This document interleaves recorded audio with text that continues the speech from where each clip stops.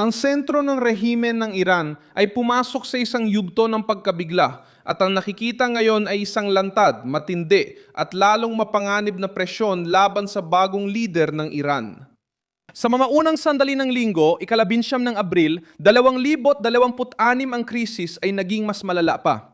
Dahil pati mismong mga taga-suporta ng rehimen ay nagalit at tumugon ng matindi sa nakitang pagsuko, kalituhan at kahinaan.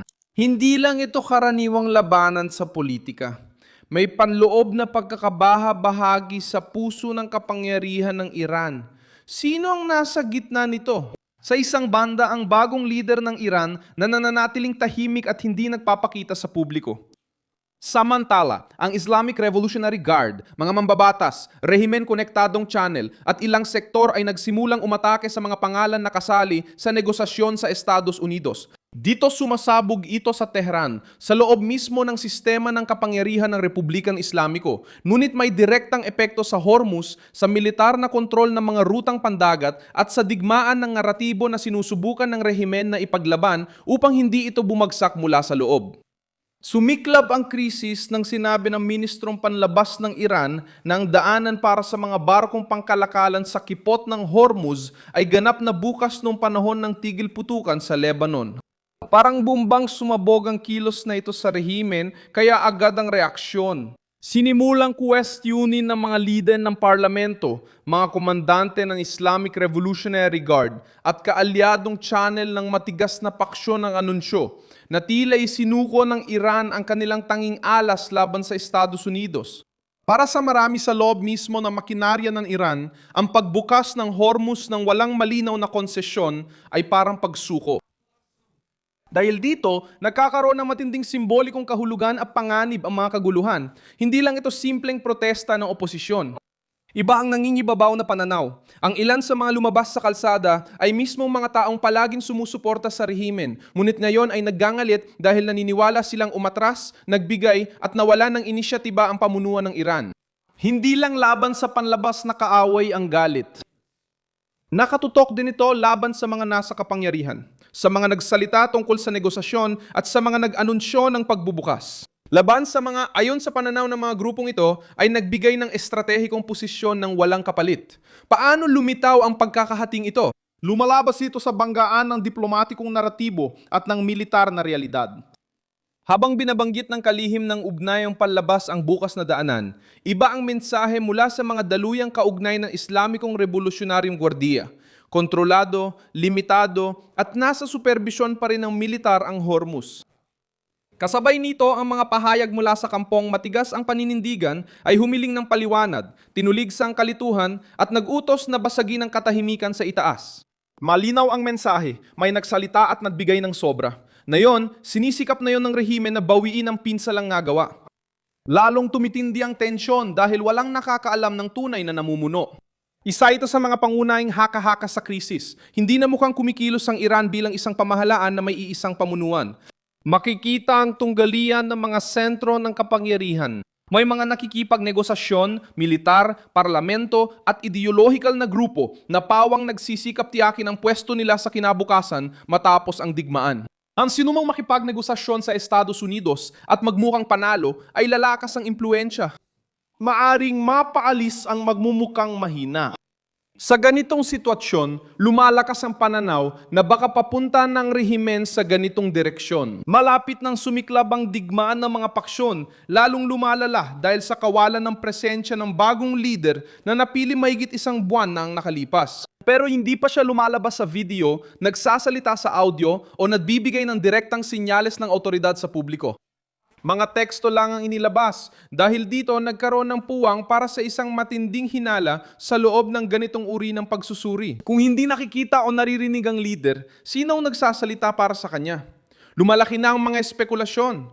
May mga hayagang nagsasabi ng posibilidad na siya ay hindi na kayang gampanan ng tungkulin, nakahiwalay o baka patay na. Isa itong matinding hinala, pero ang mismong kawalan ng liderato ang nagpapalakas ng ganitong pananaw. Lalong humina ang posisyon ng kalihim ng ugnayang panlabas matapos maglabas ng pahayag sina Donald Trump at sentral na komando ng Estados Unidos na nagpapatuloy ang blokadang pandagat ng Amerika. Direktang mensahe, Kahit ano pa ang sabihin ng Tehran, patuloy na mapapailalim sa presyon ang mga pantalan ng Iran.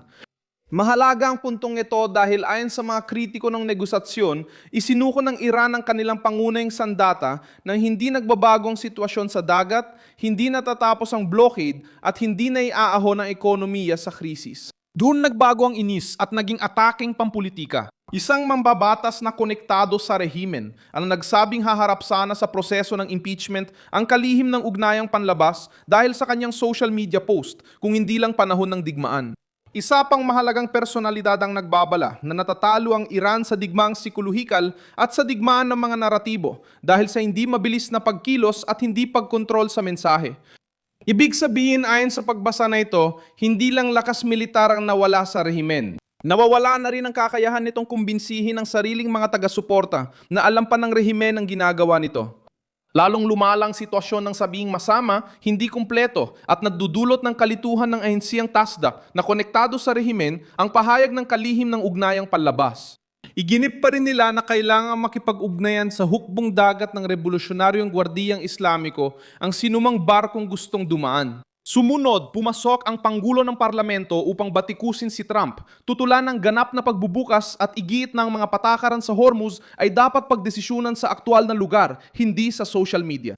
Ipinapakita nito ang isang rehimen na hindi kontrolado ang sarili, nagkakasalungatan sa publiko, sinusubukang burahin ng mga sinabi ilang oras lang ang nakalipas at inilalantad sa buong mundo na ang kanilang kadena ng utos ay watak-watak. May isa pang matinding hinala sa kwentong ito, na ang bahagi ng digital na komunikasyon ng matataas na opisyal ng Iran ay isinasagawa mula sa Estados Unidos ng isang taong lubos na pamilyar sa kulturang Amerikano. Pinalalala nito ang pakiramdam ng pagkukunwari at pagbagsak. Habang ang rehimen ay nagsasalita tungkol sa paglaban at sakripisyo, ang kanilang mga tauhan at pinakamalalapit na kapanalig ay tila pinoprotektahan sa malayo mula sa kaguluhang, sila rin ang tumulong na likyain. Para sa mga nakakaranas ng implasyon, takot, pag-iisa at dugo, napakabigat nito. Sa huli, ipinapakita ng krisis na ang rehimen ng Iran ay hindi matatag na makina, kundi isang basag, kinakabahan at nagdududang grupo. May panloob na labanan para sa kapangyarihan sa pagitan ng Islamikong Revolusyonaryong Gwardiya, pamunuang pampulitika at mga negosyador. Kung kailan ito sasabog na yon matapos ang pahayag ukol sa Hormuz at pananahimik ng bagong lider. Sentro nito ang Tehran at ehing militar ng Hormuz. Umusad ito sa pamamagitan ng pampublikong kontradiksyon, galit ng mismong base nila at pag-atake sa pagitan ng mga paksyon. At bakit? Dahil ang pakiramdam ng pagsuko ay nagbukas ng sugat na maaring hindi na mapagaling ng rehimen. Sa huli, pumasok ang Iran sa mas madilim pang yugto. Hindi lang panlabas na presyon, kundi panloob na pagbagsak na rin. Nang ang Islamikong Revolusyonaryong Gwardiya ay kumilos bilang sentro ng autoridad, ang panawagan sa pagbaba ng lider ay hindi na lang chismis, kundi senyales na natitinag na ang tuktok ng rehimen.